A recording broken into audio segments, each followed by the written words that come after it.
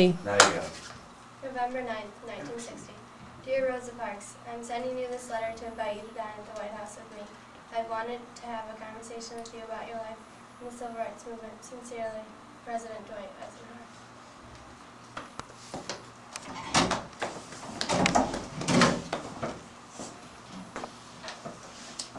Hello, Rosa Parks. Hey, Mr. President.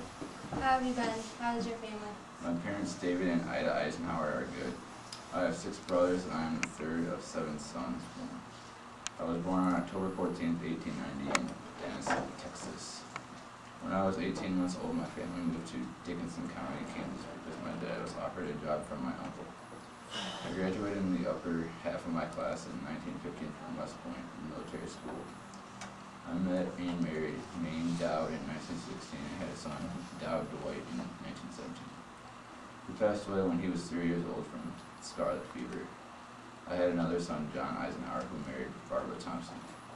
John and Barbara had my 4 grandchildren, Dwight, Barbara, Susan, and Mary. How was your family, Rosa? My mother, Leona Macaulay, is good. I have a brother, Sylvester. My mother, my brother, and myself became a close family when my father left our family. I was born on February 4th, 1913, Tuskegee, Alabama. When I was 2, my brother, and I moved to my grandparents' farm in Pine Level, Alabama. When I was 11, I attended the Montgomery Industrial School for Girls. I was very involved in my church. In 1932, I married Raymond Parks. My husband, my brother, his wife, my mother, and I moved to Detroit, Michigan, where I live now. How was it like serving in the infantry in World War I and World War II? Well, during World War I was the number 3 of the new tank corps. I trained tank crews. I never saw any combat in World War I, though. During World War II, I was appointed deputy chief in charge of Pacific defenses under the chief of Warplane Division. In December of 1944, I was promoted to the general of the Army. Although I didn't see any action in the battles, I received the respect of the frontline command.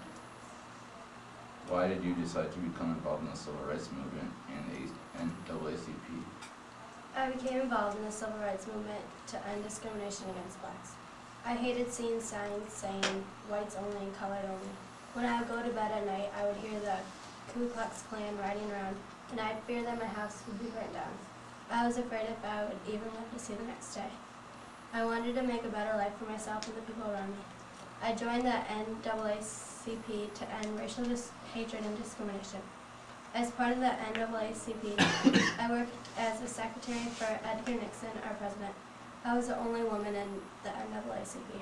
My husband and I both worked for the NAACP. I had worked for a family, the Durs, as their housekeeper and a seamstress, and they encouraged me to attend the Highlander Folk School, an education center for workers' rights and racial equality in Tennessee. The Durs helped me sponsor my funding to attend the school. How did you help with the Civil Rights Movement? I helped by proposing the Civil Rights Acts of 1957 and 1960 for Congress to pass. The Civil Rights Act of 1957 established the first civil rights office inside the Justice Department.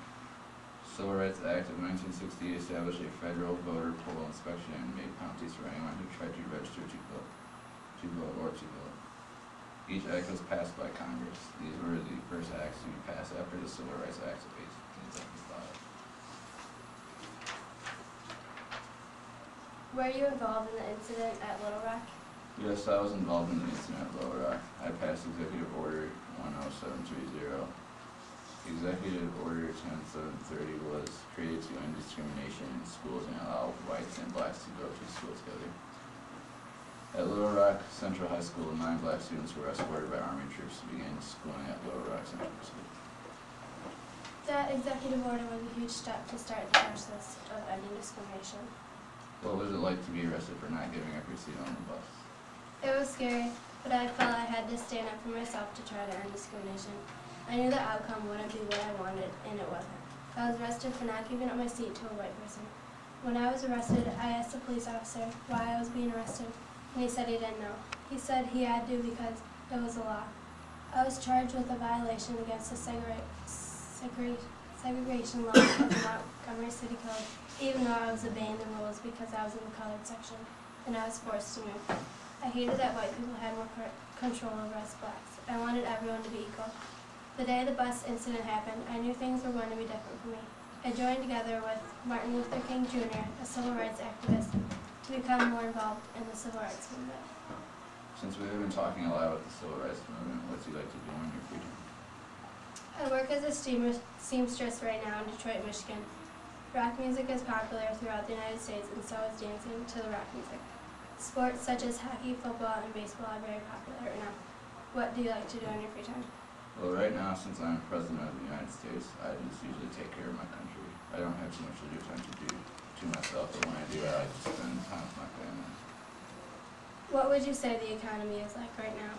Right now, the economy is becoming a lot better with less unemployment. Many people are affording houses to live in and cars to drive to work. The production lines are making many products, resulting in more employment opportunities and more products. So this has been a very nice conversation, but I must get back to work now. It has been very nice talking with you, and I gained a lot of information. Good luck with your family and the rest of your life. I really appreciate the opportunity to come to talk to you, Mr. President. I learned a lot about your life and your involvement in the civil rights movement. It's been nice talking to you. I wish you best of luck with the rest of your presidency.